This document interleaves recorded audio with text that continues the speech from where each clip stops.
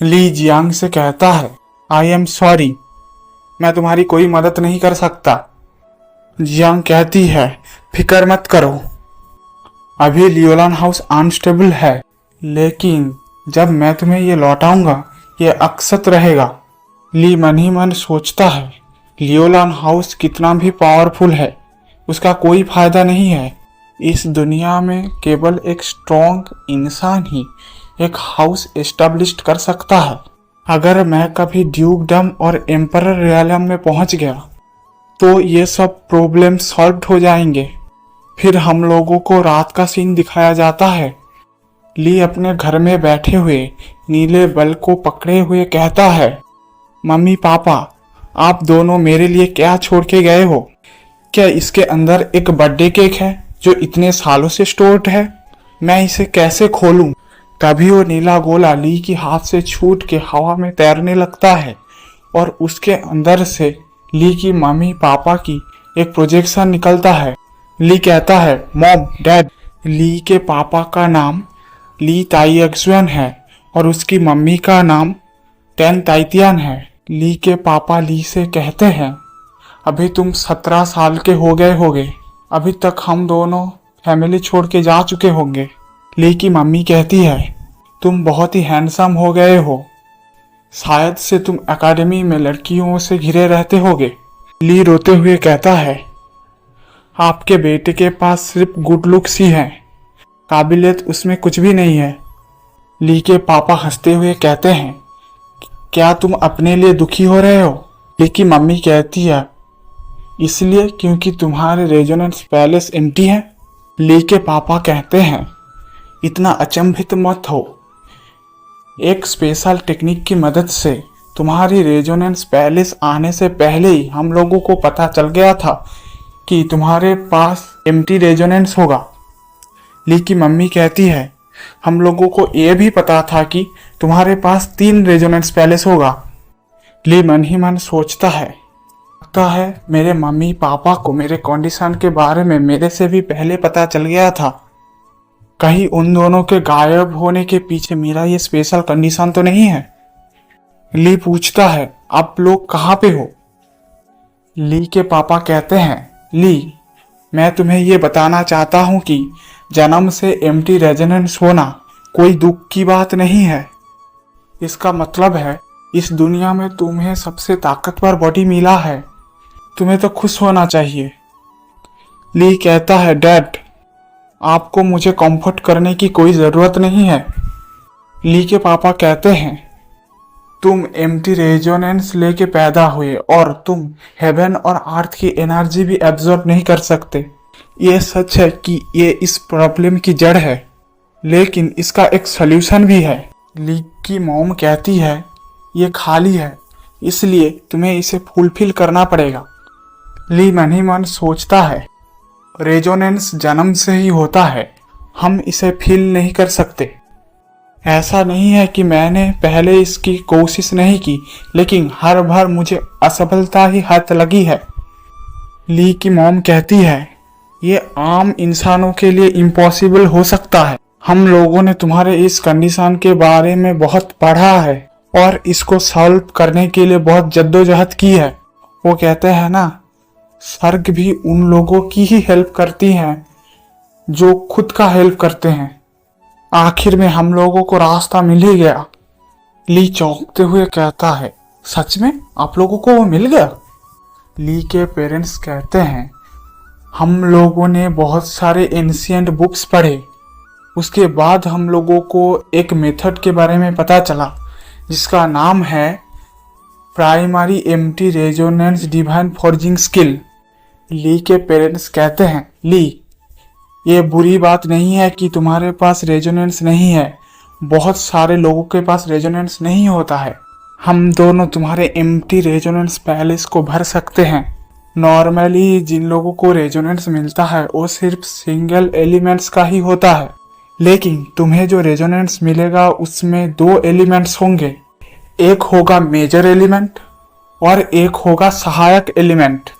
तुम ऐसा सोच सकते हो, अगर फायर रेजोनेंस मेन एलिमेंट हुआ तो सहायक एलिमेंट होगा थंडर एलिमेंट। जो फायर एलिमेंट की डिस्ट्रक्टिव पावर को बहुत ज्यादा बढ़ा देगा। ली के पापा कहते हैं लेकिन कुछ भी परफेक्ट नहीं होता। इस इनेट ग्रेड फोर्जिंग टेक्निक से बनाया हुआ रेजोनेंस भी ग्रेड 4 से ऊपर नहीं जा सकता। ली सोचता है ग्रेड 4 ये तो बहुत कम है।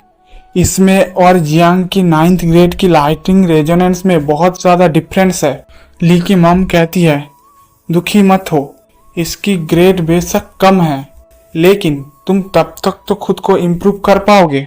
ली के पिता ली से पूछते हैं क्या तुम दुखी हो क्योंकि इसकी लिमिटेशंस है? इस दुनिया में बहुत सारे ट्रेजर्स हैं जो रेजोनेंस की ग्रेड्स को बढ़ा सकते हैं। रेजोनेंस रिफाइनर जो द स्पिरिचुअल वाटर लाइट को रिफाइंड करती हैं उनसे भी रेजोनेंस ग्रेड बढ़ता है, लेकिन इससे तुम 1 और 2 ग्रेड ही बढ़ा सकते हो। ली की मॉम गुस्सा होते हुए कहती हैं क्या तुम मुझे 1 मिनट ली से बात करने दोगे? ली के डैड कहते हैं हाँ आई एम सॉरी, अब तुम्हारी बारी। ली मन ही मन सोचता है पापा को बचने का हुनर बखूबी आता है, लेकिन जियांग की कैरेक्टर और मेरे मॉम की कैरेक्टर कुछ हद तक सिमिलर हैं। जियान हर वक्त मुझे हराना चाहती है। ली की मॉम कहती है इस आर्टिफिशियल रेजोनेंस को एक हद तक ही इम्प्रूव किया जा सकता है, लेकिन तुम्हारा एम्प्टी रेजोनेंस इसमें नहीं आता। तुम्हारे एम्प्टी रेजोनेंस का कोई भी एट्रीब्यूट नहीं है, उसके अंदर सभी एलिमेंट्स की कैपेसिटी है। इसलिए मैं कह रहा हूं एम्प्टी रेजोनेंस दुनिया का सबसे ताकतवर रेजोनेंस है।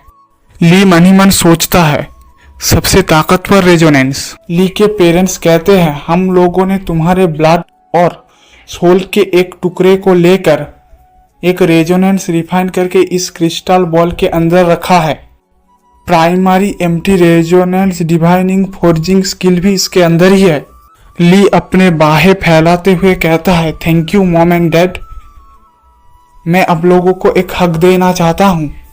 तभी ली की डैड सीरियस होते हुए कहते हैं एक बात है जो हम लोग तुम्हें बताना चाहते हैं। इस आर्टिफिशियल रेजोनेंस को अपने बॉडी में डालना इतना भी आसान नहीं है जितना कि तुम सोच रहे हो। ये आर्टिफिशियल रेजोनेंस तुम्हारे बॉडी के बहुत सारे ब्लड एसेंस को सोख लेंगे, इसलिए ही हम दोनों ने इसे 17 साल से पहले खोलने के लिए मना किया था, क्योंकि 17 साल से पहले तुम इतना सारा ब्लड एसेंस नहीं दे पाओगे। लेकिन जो मोस्ट इम्पॉर्टेंट बात है इस आर्टिफिशियल रेजोनेंस के लिए वो ये है कि तुम सिर्फ अपने ब्लड एसेंस को ही नहीं अपने जीवन काल को भी खो दोगे। अगर तुम 5 सालों में ड्यूकडम रियलम में नहीं पहुंच पाते हो तो तुम मर जाओगे। ली के पापा कहते हैं ली अब तुम्हारे पास 2 ही रास्ते हैं। पहला, लियोलान हाउस में तुम मेरे पोजीशन का फायदा उठा के बहुत सारे पैसे कमा सकते हो। दूसरा, इस आर्टिफिशियल रेजोनेंस को अपने बॉडी में डाल के एक डेंजरस जर्नी पे निकल सकते हो। अगर तुम पहले वाले को चूज करते हो तो इस बॉल को यहीं पे बंद कर दो, इसके अंदर का सब कुछ अभी डिस्ट्रॉय हो जाएगा। और अगर तुम दूसरे वाले को चूज करते हो तो इसके अंदर अपना हाथ डालो।